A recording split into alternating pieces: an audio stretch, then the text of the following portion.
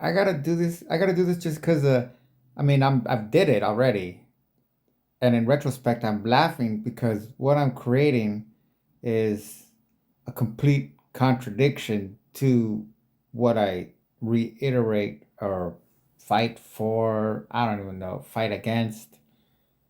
It is what it is. But I mean, whatever this is, and it's real. It's raw. Whatever that matters. So I'm gonna drop it as it is me. I'm the gray, and then the AI is the This is the AI. I'm not gonna get. There's more, but I don't need to get all into that. And it doesn't let you share like ChatGPT lets you share the whole thread. Gemini is not so generous. So, anyways, I really just reworded the Native American concept of the Great Spirit, so I can draw from them a lot. That's a great insight. The Native American concept of the Great Spirit is a powerful and timeless one, and it can certainly provide a rich foundation for exploring omnitheism.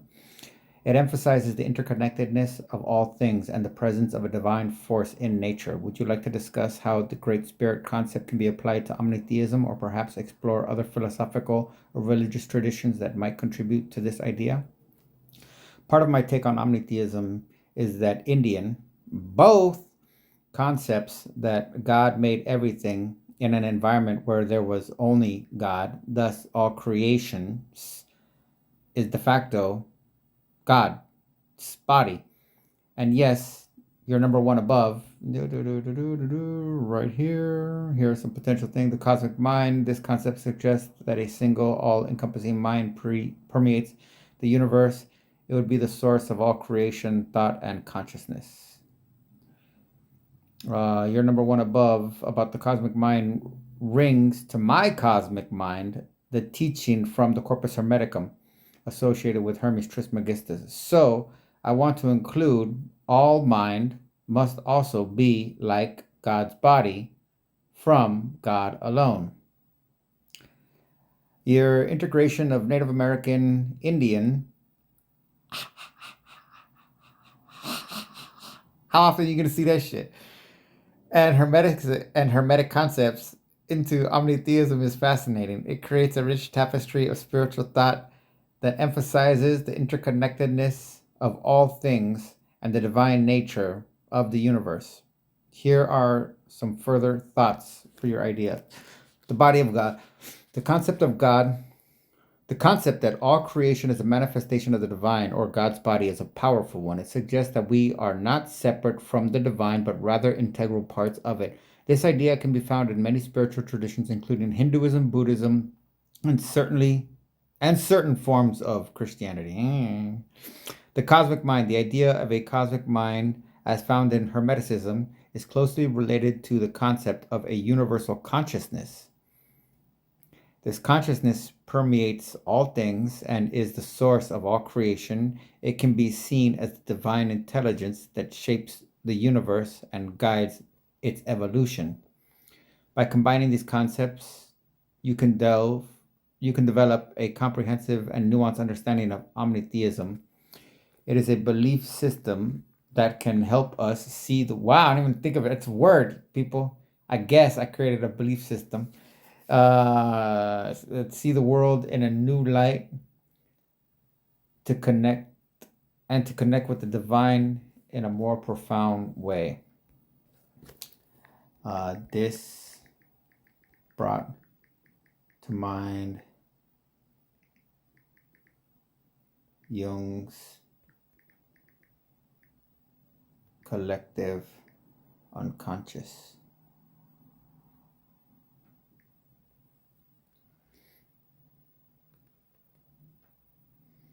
Absolutely. Jung's concept of the collective unconscious is a fascinating parallel to omnitheism. The collective unconscious, a reservoir of shared human experiences and archetypes, can be seen as a manifestation of the cosmic mind or divine consciousness that underpins all existence. It suggests a deep-seated connection between individuals transcending cultural and historical boundaries.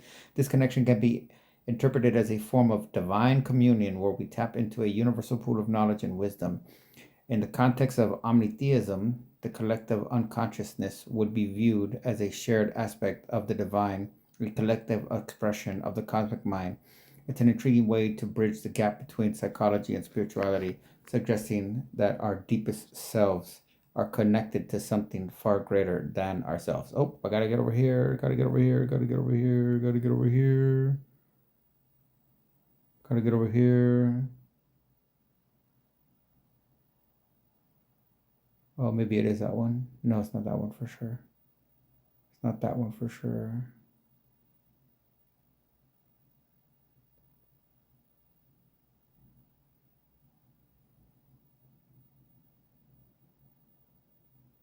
It's dropping.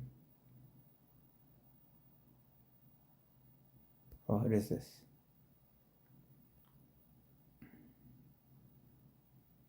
Darn, help me out. People talk to me. What am I looking for here? I came in here for something. I came in here for something. What did I come in here for? Oh, I remember now.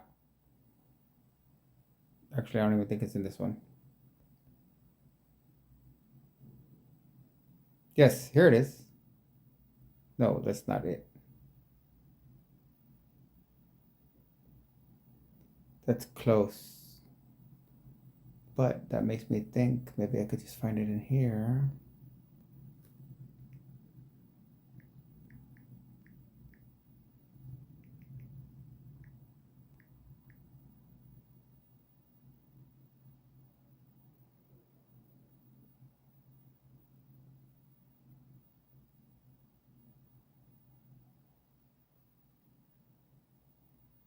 Ah, here we go.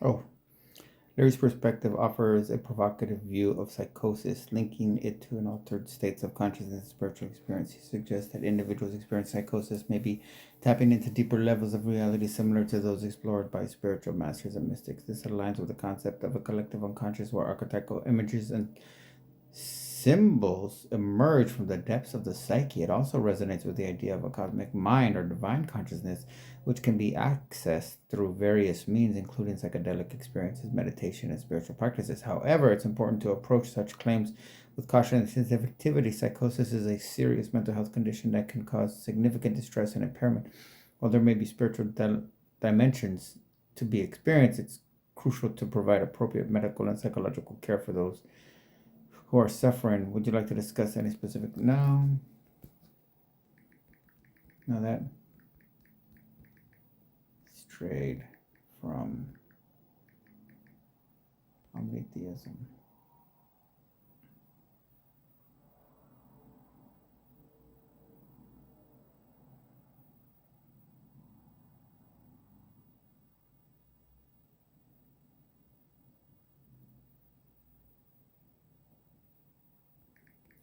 So, what is nature in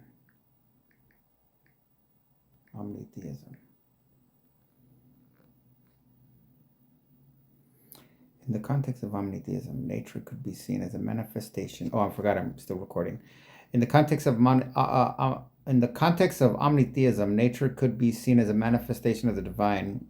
It's the physical embodiment of the cosmic mind or the Great Spirit. Every aspect of nature, from the smallest atom to the vast expanse of the cosmos, is a part of this divine expression. Here are a few ways to interpret nature within omnitheism. The body of God. As discussed earlier, the entire universe can be seen as a physical body of a divine being. Nature, in this sense, is the outer layer of this body, the material manifestation of the divine. Oh, the teacher. Nature can be seen as a teacher offering lessons on life, death. That would make nature the psyche. Okay, life, death, and the cyclical nature of existence. It can inspire awe, humility, and a deep appreciation for the interconnectedness of all things. The sacred. Oh my gosh, I got a good question next.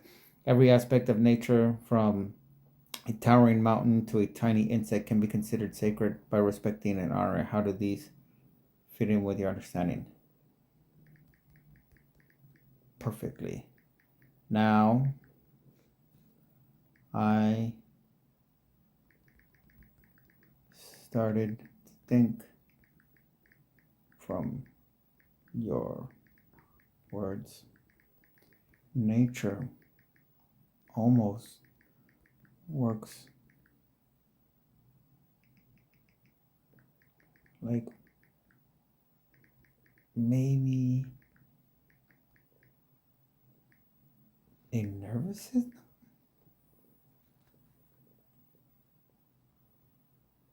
Oh shoot, I forgot I'm recording, so I'm whispering. Sorry, people. Sorry, people. I'm trying to stay focused here. You guys are secondary. I just want you to be along for the ride.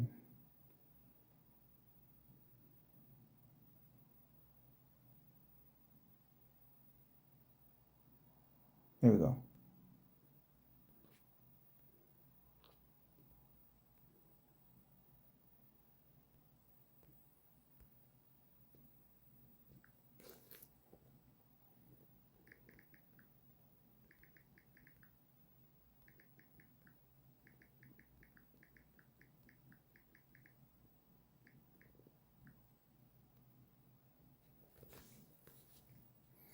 Okay, that's perfectly so that is catch up. Oh, intensity, high definition engenders specialism and fragmentation in living as an entertainment, which explains why an intense experience must be quote unquote forgotten, quote unquote censored, and reduced to a very cool state before it can be quote unquote learned or assimilated. The Freudian quote unquote censor is less of a moral function than an indispensable condition of learning. Were we to accept fully and directly every shock to our various structures of awareness, we would soon be nervous wrecks doing double takes and pressing panic buttons every minute. The quote unquote censor protects our central nervous system of values as it does our physical nervous system by simply cooling off the onset of the experience a great deal. For many people, this cooling system brings on a lifelong state of psychic rigor mortis or of somnambulism, particularly observable in periods of new technology. Understanding media, the extensions of man, Marshall McLuhan, 1964, Chapter 2, Hot and Cold Media. That's a fascinating connection, and it aligns well with the idea of nature as a living dynamic system. McLuhan's concept of the quote unquote censor as a protective, even though, just footnote, McLuhan was quoting Freud's censor. I don't know about that part of Freud, but just to clarify. As a protective mechanism, it is intriguing, and it can be applied to both individual and collective consciousness. In the context of omnitheism, we could interpret this as a way for the cosmic mind to process and integrate intense experiences. What? The sensor might be a necessary function to prevent overload and maintain balance. However, it's also important to acknowledge the potential risk in excessive censorship, which can lead to a state of spiritual stagnation or numbness. To further explore this idea, we could consider the following question. How can we balance the need for protection with the desire for spiritual growth? What role does suffering play in the process of spiritual evolution? Woo! How can we cultivate a greater capacity to embrace intense experiences without becoming overwhelmed? Wow! By delving into these questions, we can gain a deeper understanding into the complex relationship between conscious experience and the divine.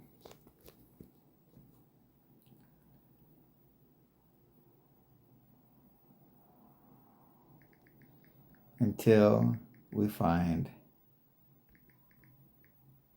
conscious experience is divinity.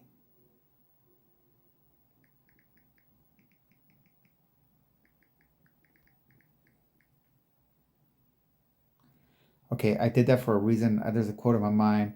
Until we find conscious experience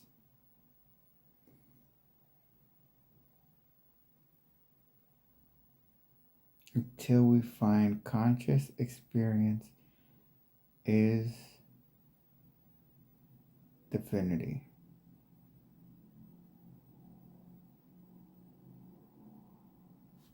I don't know. I'll just have to see what it comes up with.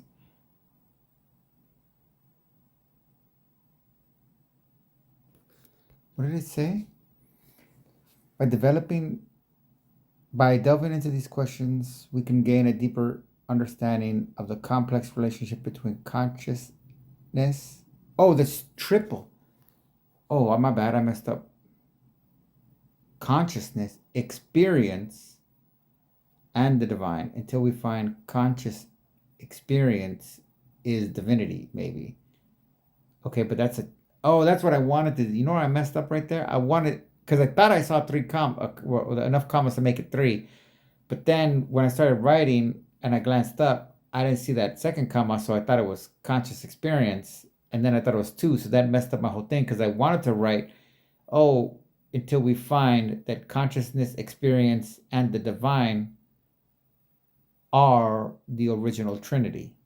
But then, still kind of worked out. Anyways, that's a profound suggestion. The idea that consciousness, the very essence of our being, might be the fundamental building block of the universe is a captivating one. It aligns with many ancient philosophical and mystical traditions that have posited consciousness as the ultimate reality. If we were to consider consciousness as divine, it would open up a vast array. Oh, that's my last question before I get rid of you people. 17 minutes, not that bad. Vast array of possibilities. It could explain the interconnectedness of all things, the nature of reality, the origins of the universe itself. It might also offer, oh my gosh, I just thought of something else. Damn. It might also offer a new perspective on ethical considerations, environmentalism. Oh, ethical considerations. Watch my next question. And human conditions. But try to remind me that I want to ask about what's at the edge of the universe, of the known universe. However, it's important to approach this idea with humility and the willingness to explore different perspectives. Science and philosophy continue to grapple with the nature of consciousness, and there are many unanswered questions. While the idea that consciousness is divine is intriguing, it remains a matter of belief and speculation. Would you like to delve deeper into this? Yeah, it says the AI. Would you like to delve deeper into this idea or perhaps explore other aspects of omnitheism? We could discuss the role of human consciousness in the universe. Women.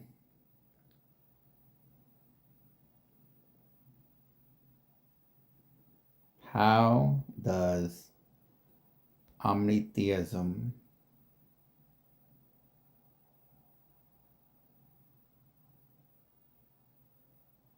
that's view, take, interpret. I don't understand. How does omnitheism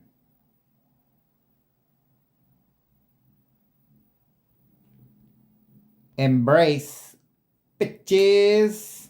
I don't mean bitches. I mean bitches as like a celebratory, because I came up with the word embrace when I was thinking about like define, going the other direction, like label, interpret, all kinds of weird shit.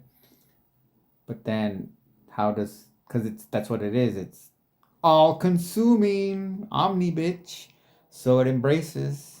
How does embrace women and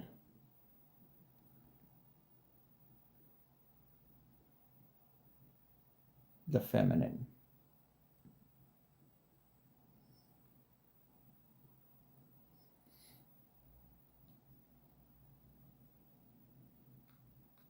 Okay, my bad. I'm reading this in my head. Omnitheism and the divine feminine.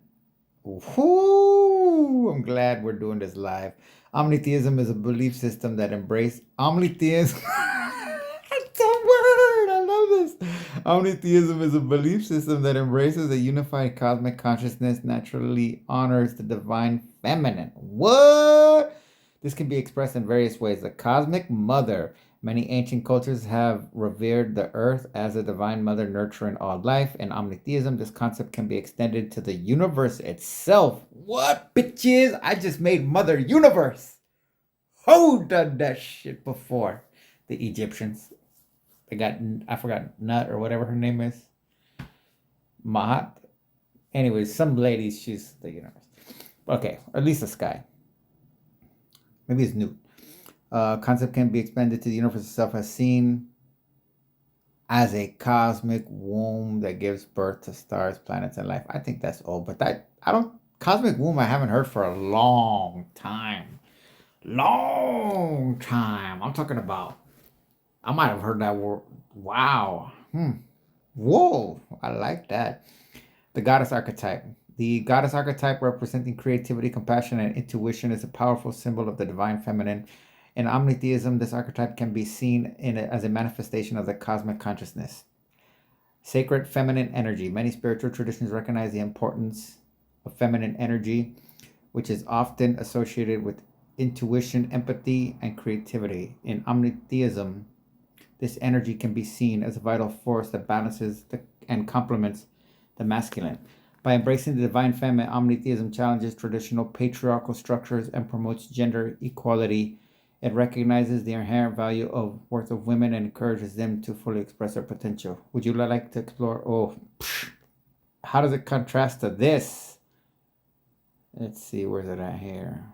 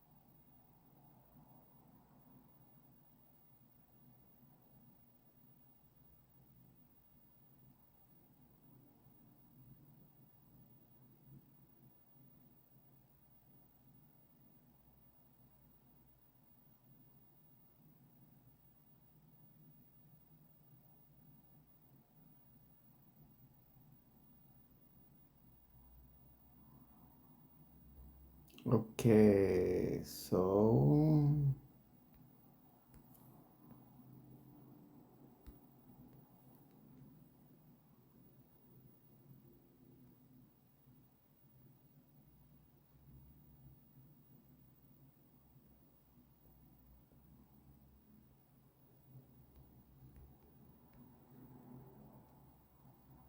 you know what? Not that one.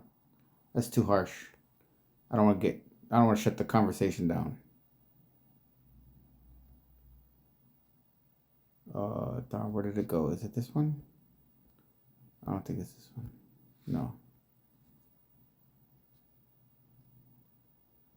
I don't think it's this one either. Oh, it is. Nice. Okay. So this was the one I was gonna use. That's too much. Oh, maybe I gotta go to a different one.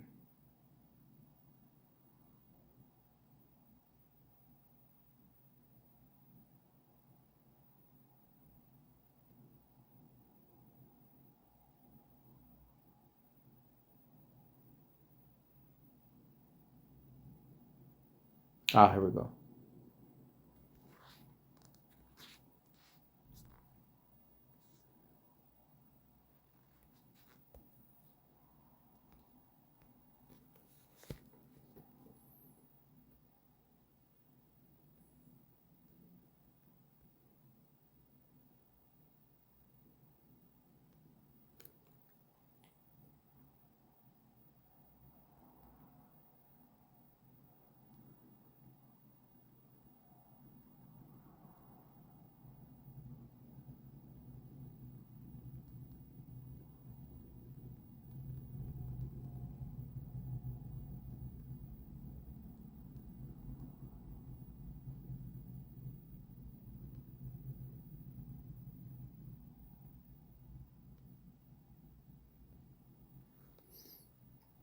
Oh, how does omnitheism and the role of women differ from this other system of human thought? Quote, this reduction of women's personhood generates a view of women as intrinsically less worthy than men, which shockingly to the modern mind informs Mishnaic priorities for safeguarding the life, the property, or the sexual integrity of women and men, respectively. In almost every sense, the man comes first. How can we make sense of these rules? Omnitheism and the role of women, a contrast. The stark contrast between the traditional Jewish view of women is outlined in the Mishnah and the omnitheistic. What? A first alteration of the word. That's what I've been waiting for. Because we've just been saying omnitheism. I didn't even want to use omnitheism when I first wrote this. I wanted to put. I was. Omni. I don't even know what the hell. Now I think about it. I guess I was. Forget it. Forget that. Go back. Anyways, this is the first time other than omnitheism. Omnitheistic. And those ends get very important because that the ability of those endings in order to what do you talk maintain the integrity of the word is what really establishes the word in English as English. Okay, omnitheistic perspective is striking. The myth, oh, striking, huh? What do you know? The Mishnah, a collective of oral laws, reflects a patriarchal society where women were often regulated to a secondary status. This hierarchical view, while prevalent in many ancient cultures, is fundamentally incompatible with the egalitarian principle of omnitheism. Key differences between the two. Divine feminine. Omnitheism recognizes the divine feminine as an integral part of the cosmic consciousness. This contrasts with the Mishnah's patriarchal view, which often subordinates women. Equality. Omnitheism promotes equality between genders, recognizing the inherent worth and potential of all individuals. The Mishnah, however, often prioritizes men's needs and rights over women's. Actually, since they say it like that, let me show you the full quote. Oh, it's right here. No, it's not this.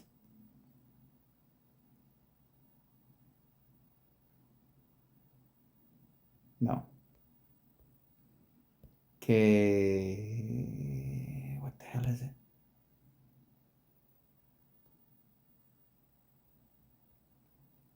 Oh, I remember what it is now. Okay, I got it.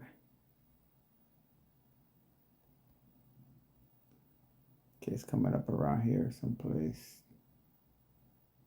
I think it's green or blank. This one right here.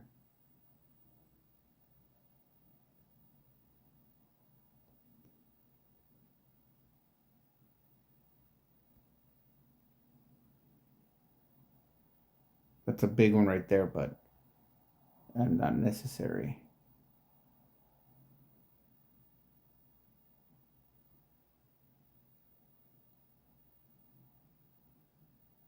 Okay, so this reduction of women's personhood generates a view of women intrinsically less worthy than men, which shockingly to the modern mind informs Mishnaic priorities for safeguarding the life, the property, or the sexual integrity of men and women, respectively. In almost every sense, the man comes first. Now, this is, I just shortened it because of the time, but this is the full quote. This is their loss. This is what God's genius of God came up with. And stupid ass me, I'm thinking fucking backwards. You know, what a dumb Gentile I am. Here I am. I don't even understand the way God thinks. And it's freaking obvious because I'm coming up with these ideas that are inherently and intrinsically completely contradictory and in conflict with the divine wisdom that's held sacred by the rabbis and passed on through circumcision, as it were. So here's this great divine wisdom from Yahweh. A man precedes a woman if one must choose which is to be saved alive. How noble. To be a Nietzsche-esque. How noble. He's like those little, I call Nietzsche the first stand-up comedian. B, or if one must choose which is to be compensated for a loss. And that's hilarious because what did I just see today? Oh, also in this book later on, I just happened to open it today because I'm going to take it to work tomorrow because I showed the girl that I work with who's 16 the quotes. But I mean, because the way I am, I could tell that she thinks that like she can't. I don't think that she can really think that this is a book written by a woman, and that it's their book. This was kind of written just for Jewish community. That's why like basically just look at the title. The I don't know what you call it, the odds, there you go, the odds that a Gentile person, a man first of all, with no education, would ever find interest in chattel or person. The status of women in Mishnah, Judy, is slim to none. Feminists probably won't even read this because they already assume that they know what it says, regardless, overlooking or something like that. The significance of the book itself being according to the promotion. Actually, I think it's right here.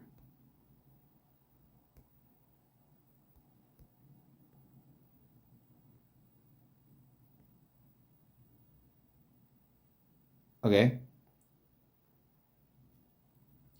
Those interested in the place of women in both early Christianity and formative Jewish Judaism inevitably must consider ancient rabbinic sources. Until now, examination of those texts has been woefully random and inadequate, with the consequent misinterpretation of a system that cannot be easily understood without thorough consideration of the structure of the whole. Blah, blah, blah. You're not fucking that smart, the shits. You're just fucking human. And you're not even full human, technically, because you're so fucking injured and hobbled psychologically that you can't even think complex shit. You just fucking complicate the simplistic fucking shit that you think. The difficulty in using rabbinical materials to assess the place of women in Jewish antiquity has now been significantly alleviated by Judith Wagner's penetrating study of women as portrayed in the Mishnah, the sacred book of legalities compiled by 2nd century circa Palestinian sages. Oh, wow. Wagner's analysis recaptures the Mishnah's own taxonomy of women by utilizing the insights of her teacher Jacob Neusner into the I'm making up words. Analogical constraintive mode of Mishnaic logic. Jeez, at least the words I fucking make up make sense. They make up words to confound shit. I'm literally simplifying. Look at that. Through my study, I mean, it's not my original idea. I basically summed up in a single motherfucking word the totality of the most amazing, fascinating, wondrous, imaginative, creative, and empowering, emboldening in identity, creating systems of human development into a freaking word. And these motherfuckers come up with all kinds of fucking confounding bullshit to fucking make their stupid shit sound more fucking complicated. Like it's bigger than it is. I'm bringing it down. I'm reducing. They're expanding. Haha. You see? One go. That's a negative positive. But in that makes me negative because that negative is to hold and positive is to disperse. If I punch you, that's positive. If you tighten up, that's negative. I guess that's the way it goes. Okay, so anyways, but there's another part that I think something else. Judy Wagner, who holds a law degree from Cambridge and Harvard universities and a PhD in Judaic studies from Brown, has taught Judaic studies and comprehensive religious studies at several New England colleges. The Mishnah is a fundamental legal text. A systematic inquiry into the status of Jewish women in the Talmud might thus well begin with Judy Wagner's groundbreaking chattel person. Whatever. So anyways, that was not what I thought it was going to be, but okay. So was it this be compensated for a loss? C. but a woman precedes a man if one must choose which is to be clothed by a sole available garment. Because they don't want to see that naked bitch's body. No, but I mean, it kind of makes sense, I guess. That's like the closest thing that they have to chivalry, but it's not even chivalristic, because that's the way what I just said is the reason why they do it. They don't do it like, hey sweetie, let me take care of you. They do it because cover your fucking filthy body, you disgusting fucking sin diseased ridden half human piece of fucking property, before I fucking teach you to fucking cover your fucking nakedness, which is ergo your shame. Nakedness and shame, there's a reason that they are the same. Oh, they might be in here too. No, it's not. Whatever. I'm getting distracted. Did I lose them? Okay. Okay, D. Or if one must choose which is to be ransomed from captivity.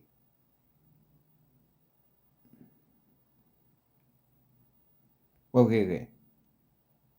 Oh, so wait, does that mean D is a woman precedes a man if one must choose which is to be clothed by a sole available garment? D. Or if one must choose, that means a woman goes first still, or is that back to a man? That seems like a little Jew speak there. However, when both a male and it's kind of like she's trying to infer. It seems like it could be wrong, but it seems with her law degree that she figured out that to reduce how fucking disgusting the religious system that she ascribes herself to be, and she can't even get out of this. That's what I mean, a concentration camp. I'm sorry. I don't think I said that. I wrote that in another thing. To me, Jewish people live in a psychic, as in having to do with the psyche, not magical powers, not spells, not demons, but live in a psychic concentration camp existence. So in that sense, based on that, I would interpret that what she did here is she put C and D in an order in which it appears that but a woman precedes a man if one must choose which is to be ransomed. But I think that D cancels out C so that it goes back to a man precedes a woman. But I could be wrong, because E, however, when both kind of goes CC, male, female, and then both, maybe so, maybe I'm wrong, but just a hunch. E, however, when both, and I explained why I have that hunch too. That's so you understand me. Whether I'm right or wrong, whatever the fuck it is, it's a hunch. I mean, it's provable too, or disprovable, what do you want to call it? However, or establishable. E, however, when both a male and a female captive are exposed to sexual abuse by male captors, the ransom of the man. Oh, okay, no, yeah, see, I was wrong. The ransom of the man takes precedence over the woman. So if they say they're going to rape everybody, at that point, get the men out of there to save them from the shame of being raped. Because after all, that's what women are for, right? Whatever. How can we explain these senses? Okay. Spiritual authority. In omnitheism, women can hold positions of spiritual authority and leadership in tradition. Jewish, we're often, oh yeah, I think that's in that quote right there, as a matter of fact. Yeah, at the top. In the end, women play no part in the rituals of the synagogue at study house, the most prestigious communal activities of Mishnaic culture. Denied access to the life of mind and spirit, a woman's physicality becomes even more pronounced, and her confinement to hearth and home a self-perpetuating social fact. It's important to note that while the Mishnah reflects a specific historical and cultural text, it's crucial to recognize that progress made in Jewish thought and practice over centuries. Many contemporary Jewish communities have embraced more egalitarian views and have worked to empower women. By understanding the historical and cultural context of Mishnah, we can appreciate the significant strides that have been made in promoting gender equality and empowerment. Omnitheism is a modern spiritual framework.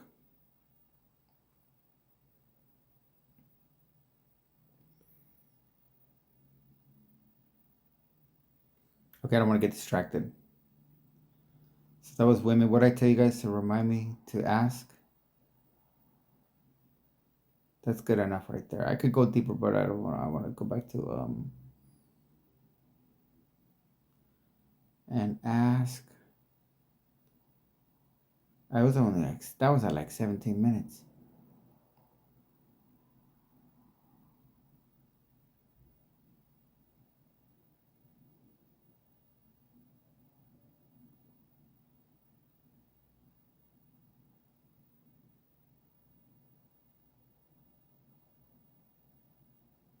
I think I'm gonna have to cut it off because I can't remember what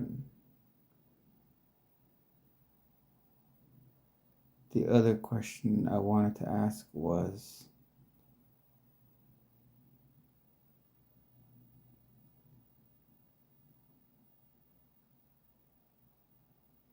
Or quote I wanted to share. Sacred feminine, goddess archetype. Oh,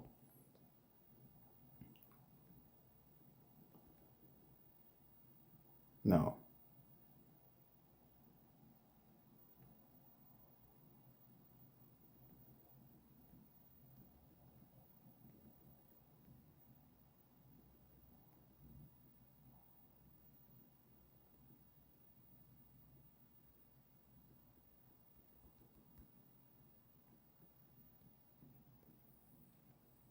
I'm gonna put my poem.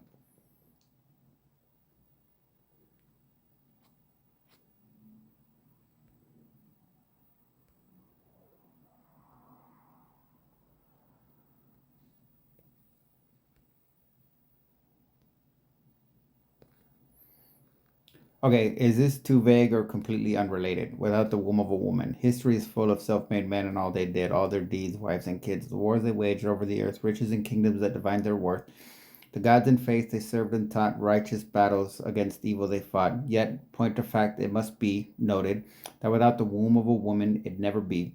There'd be no gods, faith, or family, no Moses, Jesus, Muhammad, or Buddha, no Torah, Quran, Bible, or sutras. There'd never have been a race, a class, or a state.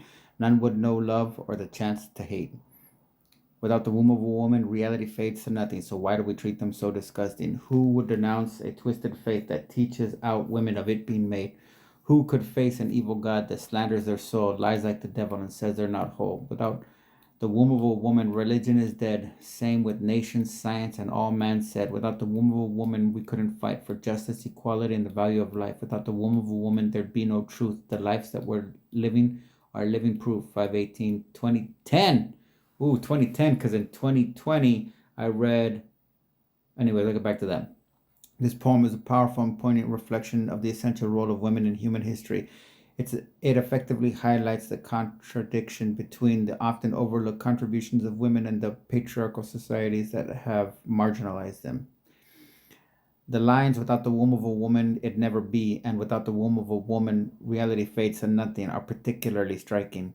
They underscore the fundamental truth that without women, there would be no human existence. While the poem doesn't explicitly align with the specific tenets of omnitheism, it shares a similar emphasis on the interconnectedness of all beings and the importance of recognizing the divine in all forms, including the feminine. It's a powerful piece that can spark important conversations about gender equality, social justice, and the role of women in shaping the world.